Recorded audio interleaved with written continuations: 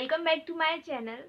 तो आज मैं आप लोगों के साथ शेयर करने वाली हूँ कि अगर आप लोगों का भी चैनल है तो आप लोग कोलैबोरेशन कैसे कर सकते हैं। तो अभी तक मैंने जितना भी एक्सपीरियंस किया है यूट्यूब एंड इंस्टा दोनों से, तो वो आज आप लोगों के साथ मैं शेयर करती हूँ। एंड आप भी कैसे अर्न कर सकते हैं यूट्यूब एंड इंस्टा दोनों से। अगर आपका चैनल अभी तक मोनेटाइज नहीं हुआ है फिर भी आप कैसे अर्न कर सकते, कैसे आप ब्रांड्स के साथ कोलैब कर सकते हैं, ये सब आज मैं आपको बताऊंगी। तो अगर आप लोग इंटरेस्टेड हैं तो वीडियो को पूरा ज़रूर देखें। अगर ये वीडियो आपके लिए हेल्पफुल रहता है तो प्लीज़ लाइक कर देना एंड चैनल को सब्सक्राइब कर देना अगर अभी तक नहीं किया है। और अगर आप लोग मुझे इंस्टा पे फॉलो करना चाहते हैं तो ये मेरी इंस्टा आईडी है, आप यहाँ जाके मुझे फॉलो कर सकते हैं। ओके, तो सबसे पहले बात तो यही आती है कि कोलैबोरेशन क्या होता है। तो जहाँ तक मुझे लगता है अब हर किसी को पता होगा ही कि कोलैबोरेशन क्या होता है। फिर भी अगर किसी को नहीं पता है तो मैं बताती हूँ कि कोलैबोरेशन का मतलब होता है कि आप किसी ब्रांड के साथ या किसी दूसरी पार्टी के साथ आप काम करेंगे एंड रिटर्न में आप उन्हें कुछ दे रहे हैं एंड वो आपको कुछ दे रहे हैं। तो ये होता है कोलैब। ना दो टाइप के कोलैबोरेशन होते हैं, एक होता है बार्टर कोलैबोरेशन एंड एक होता है पेड कोलैबोरेशन। तो बार्टर कोलैबोरेशन में हम जैसे कि मेरे पास कोई ब्रांड आया, मानो कोई इंस्टा पेज आया मेरे पास, तो उन्होंने मुझसे बोला कि मैम मैं आपके साथ कोलैब करना चाहती हूँ एंड वो अपना रिक्वायरमेंट्स बताएंगे कि उन्हें इस कोलैब के बदले उन्हें क्या चाहिए एंड मैं अपना बताऊंगी कि मुझे क्या चाहिए। पर अगर उन्होंने कह दिया कि ये बार्टर कोलैब है तो बार्टर कोलैब का मतलब हुआ कि वो आपको सिर्फ अपने प्रोडक्ट्स देंगे, जो भी उनका पेज होगा या जो भी ब्रांड होगा वो आपको सिर्फ अपने प्रोडक्ट्स देगा, उसके बदले में आपको काम करना होगा। उसके बदले में या तो वो आपसे एक इंस्टा रील मांग सकते हैं, स्टोरी मांग सकते हैं, पोस्ट मांग सकते हैं। एंड अगर आप यूट्यूब के लिए कर रहे हैं तो वहाँ पे आप एक वीडियो दे सकते हैं, डेडिकेटेड वीडियो दे सकते हैं, या फिर आप यूट्यूब पे भी कम्युनिटी पोस्ट पे कहीं पे भी कुछ भी मांग सकते हैं वो आपसे। बार्टर कोलैब का मतलब ये हो गया कि आपको यहाँ पे कोई पैसा नहीं मिलेगा, सिर्फ आपको प्रोडक्ट मिलेंगे, जो भी ब्रांड होगा उसकी तरफ से आपको सिर्फ प्रोडक्ट दिए जाएंगे। एंड दूसरा होता है पेड कोलैब। तो पेड कोलैब में क्या होता है कि आपको प्रोडक्ट तो मिलेगा ही, साथ में आपको पैसे भी मिलेंगे। जैसे एक ब्रांड है, उन्होंने आपसे कोलैबोरेशन के लिए बोला है, आप बोलते हैं कि मैं पेड कोलैब करूंगी, तो इसमें आपको प्रोडक्ट भी मिलेंगे एंड आप जितना मनी उनसे बोलोगे वो भी आपको मिलेगा। तो ये तो हो गए कोलैबोरेशन क्या होता है एंड कोलैबोरेशन कितने टाइप के होते हैं। तो ये तो वो बात हो गई। बट आपके पास कितने फॉलोवर्स होने चाहिए, क्या आपका एंगेजमेंट रेट होना चाहिए जिससे आपको कोलैबोरेशन मिलेंगे। तो सबसे पहले बात करती हूँ मैं इंस्टा की। तो वहाँ पे अगर आपको कोलैबोरेशन चाहिए तो आपके 2K से ज़्यादा तो होने ही चाहिए, क्योंकि 2K से आपको स्टार्ट हो जाता है कोलैबोरेशन मिलना। अगर आपकी इंगेजमेंट रेट बहुत ज़्यादा अच्छी है तो आपको कोलैबोरेशन ईजिली मिल जाएंगे। भी मैंने इंस्टा पे बार्टर कोलैब्स किए हैं एंड 2K हैं मेरे, उसके बाद भी मुझे कोलैबोरेशन मिल जाता है। बस आपका जो इंगेजमेंट रेट है वो बहुत अच्छा होना चाहिए, तो उससे आपको ईजिली कोई भी कोलैबोरेशन मिल जाता है। ओके, तो अब मैं बात करूँ यूट्यूब की। तो यूट्यूब पे मुझे नहीं लगता है कि आपके नंबर ऑफ सब्सक्राइबर मैटर करते हैं। हाँ करते हैं, बट इतना नहीं कि अगर आपके 100 फॉलोअर्स हैं, 100 सब्सक्राइबर हैं एंड आपके थाउजेंड्स में व्यू आ रहे हैं, 50,000 एक मतलब 50,000 क्रॉस कर रहे हैं, 40,000 क्रॉस कर रहे हैं एंड आपके सब्सक्राइबर कम हैं, तब भी आपको जो कोलैबोरेशन है वो मिल सकता है।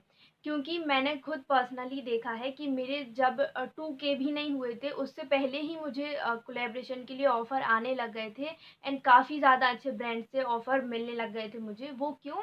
क्योंकि जो मेरे व्यूज़ आते थे बहुत ज़्यादा अच्छे थे। मेरे ज़्यादातर वीडियोस पे 40K 30K एंड अभी आप देखें 70K तक व्यू गए हैं। तो जो एंगेजमेंट रेट होता है वो भी मैटर करता है। एक टाइम पे आपके सब्सक्राइबर भी मैटर करते हैं और आपके जो व्यूज़ हैं वो भी मैटर करते हैं।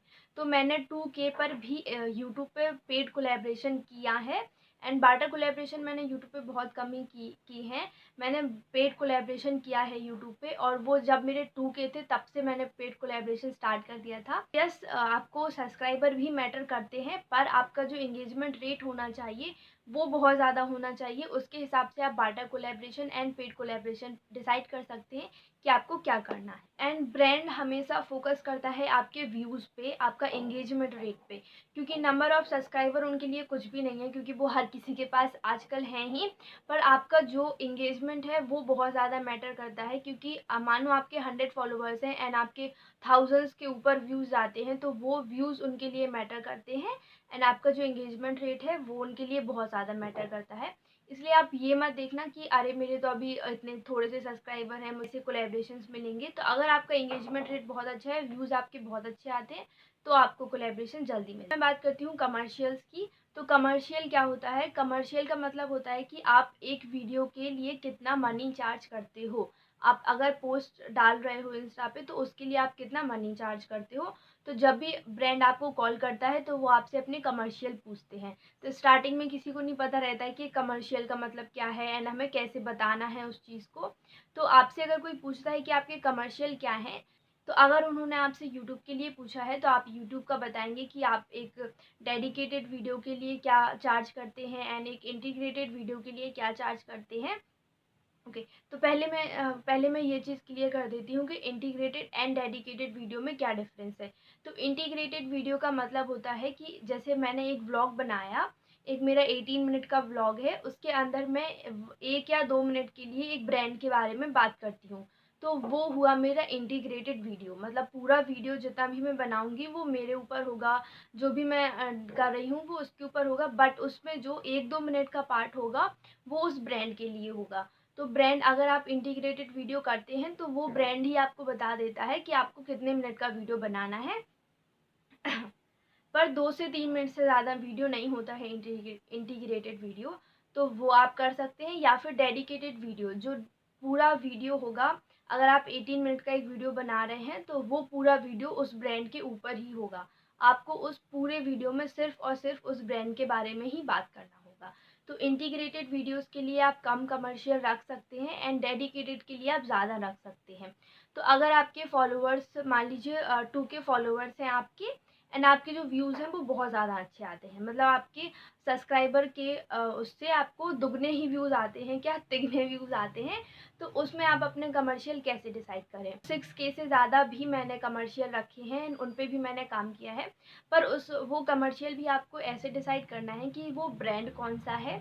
एंड आप अगर इंस्टाग्राम पेज है तो प्लीज़ आप उससे कम ही लीजिए। पर अगर वो इंस्टाग्राम पेज वेरीफाइड है, उनके नंबर ऑफ़ फॉलोअर बहुत ज़्यादा हैं, तो फिर आप उनसे ज़्यादा चार्ज कर सकते हैं। पर अगर वो पेज स्टार्टिंग ही उनने किया है एंड तो आप उसके साथ बाटा कोलैब भी करिए, वो ज़्यादा बेटर होता है। क्योंकि स्टार्टिंग में हर कोई इतना नहीं पे कर सकता है आपको कि आप एक छोटे पेज से भी इतना कोट करें अमाउंट, तो वो ज़्यादा सही नहीं होगा। बट जो पेज बड़े हैं एंड जो ब्रांड का बहुत ज़्यादा नाम है, उनके साथ आप बाटा कोलैबोरेशन कभी भी ना करें। क्योंकि उसमें आपको कुछ नहीं मिलेगा, आपको सिर्फ एक प्रोडक्ट मिल जाएगा एंड आप अपना अगर आप ज़्यादा बाटा कोलैबोरेशन करने लग जाएंगे एंड डेडिकेटेड वीडियो बना लेंगे तो फिर उसमें आपको कुछ फ़ायदा ही नहीं होगा।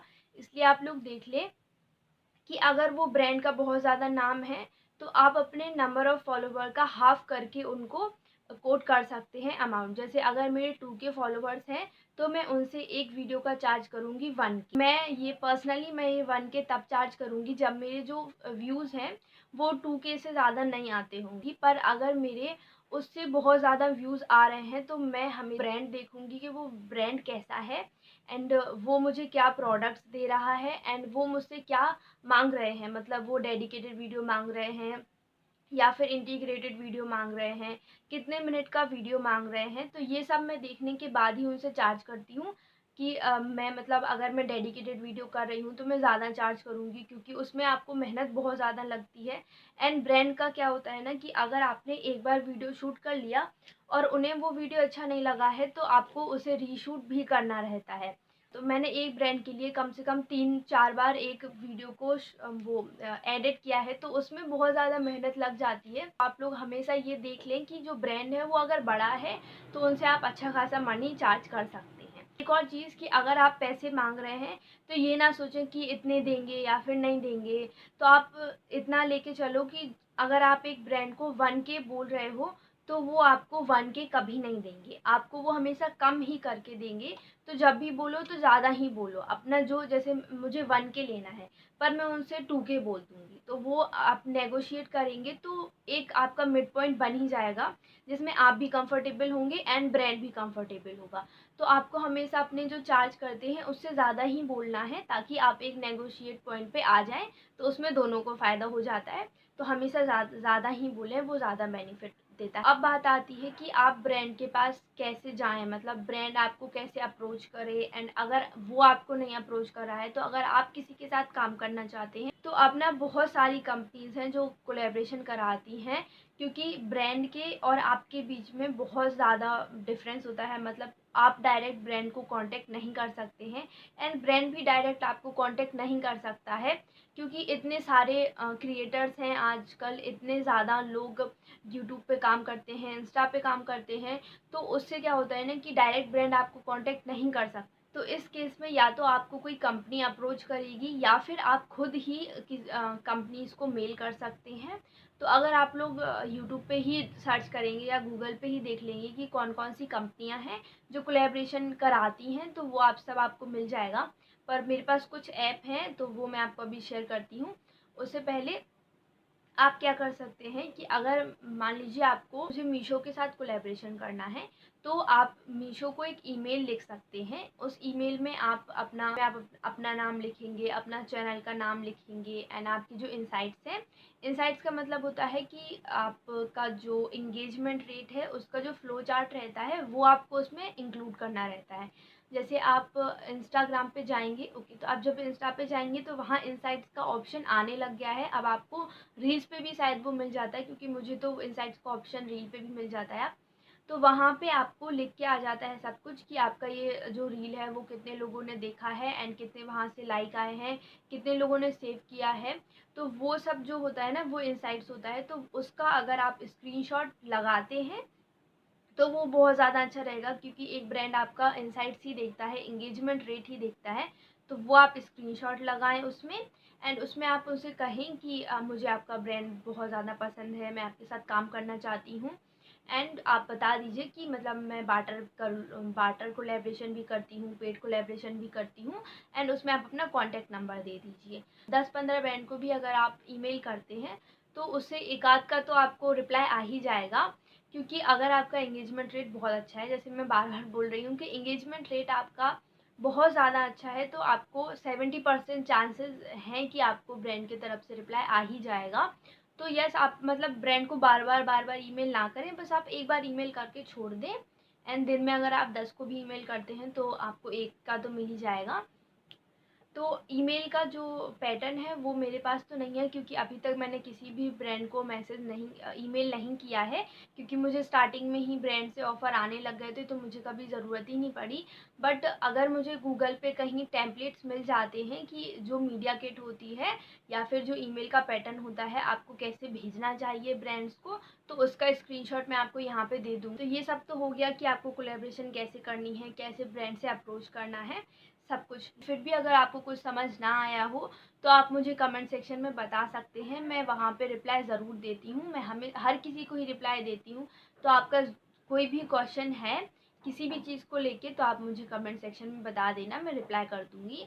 लेकिन कभी कभी आपको फ्रॉड भी हो सकता है, तो उससे भी आपको बचना चाहिए। तो फ्रॉड वगैरह भी बहुत ज़्यादा होते हैं। जैसे ही आपके व्यूज़ आने लग जाएंगे, तो उसके बाद ना आपको ईमेल आएंगे, बहुत सारे ईमेल आएंगे। जैसे मान लीजिए आपको XYZ की तरफ से कोलैबोरेशन आया, तो अब वो मैं ये नहीं कहूँगी कि हर कोई फ्रॉड होता है, क्योंकि अब डायरेक्ट आपको ब्रांड से कांटेक्ट नहीं मिलता है, एक कंपनी ही आपको अप्रोच करती है। तो आप पहले उसके उसके बारे में गूगल करिए, जो भी उन्होंने अपना नाम बताया है, कंपनी के बारे में बताया है, या फिर ब्रांड का नाम बताया है, तो वो आप पहले गूगल कर लीजिए। अगर वो जाना माना ब्रांड है, जानी मानी कंपनी है, तो उसमें कोई इशू नहीं है, आप आराम से कोलैबोरेशन कर सकते हैं।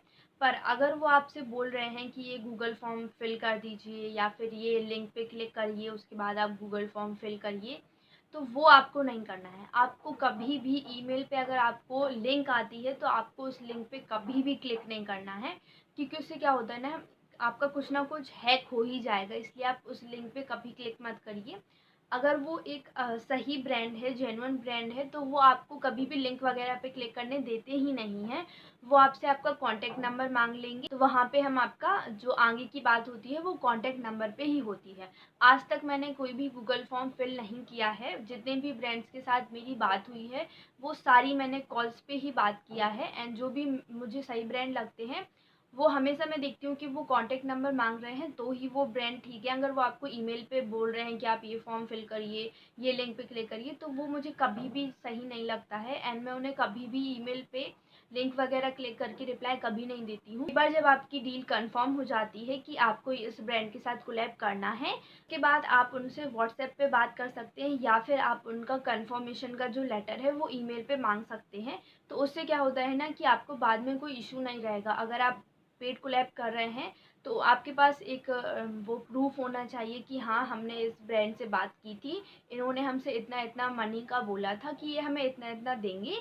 तो उससे आपको एक प्रूफ मिल जाएगा। तो आप हमेशा देख लेना कि जब भी आप कंफर्म कर लो उसके बाद या तो ईमेल मांग लो या फिर आप व्हाट्सएप पे बात कर रहे हो तो वहाँ पे तो आपको स्क्रीनशॉट मिल ही जाएगा।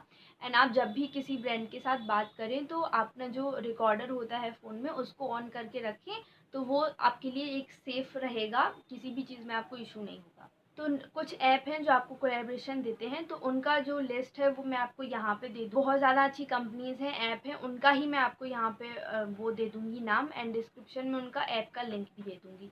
पर अभी तक मैंने जिसके साथ काम किया है मैं सिर्फ उनके बारे में ही आपको बताती हूँ। तो मैंने अभी ओपा के साथ काम किया है, OPA, तो उसे ओपा ही बोलते हैं आई गेस। तो मैंने उनके साथ काम किया है, मुझे वो बहुत ज़्यादा अच्छा लगा वो कंपनी। वो आपको ज़्यादातर वहाँ पे आपको पेड कोलैबोरेशन भी मिलता है एंड बार्टर कोलैबोरेशन भी मिलता है।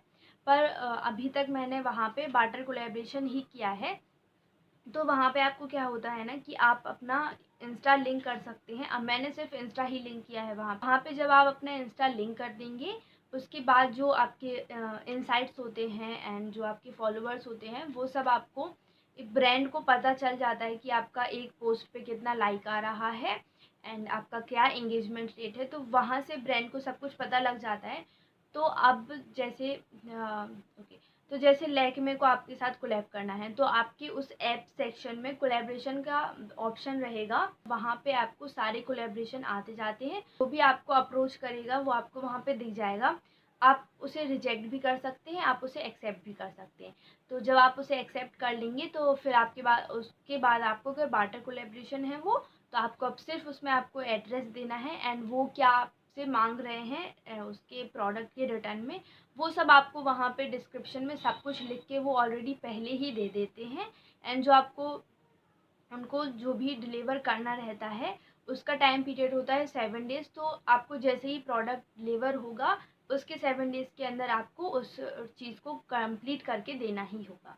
तो यस, ये ओपा था। तो मैंने ओपा के साथ काम किया है एंड उनके साथ काम करके बहुत ज़्यादा अच्छा लगा। तो वहाँ पे कोई भी चिक नहीं होती है, वहाँ पे कुछ भी आर्ग्यूमेंट्स नहीं करने रहते हैं कि मैं इतना चार्ज करूँगी या फिर ये मुझे अच्छा नहीं लग रहा है मैं ये डिलीवर नहीं करूँगी। तो ये सब कुछ भी नहीं करना है आपको। अगर आपको वो ब्रांड अच्छा लग रहा है, अगर नहीं लग रहा है तो आप उस कोलैबोरेशन को रिजेक्ट कर सकते हैं।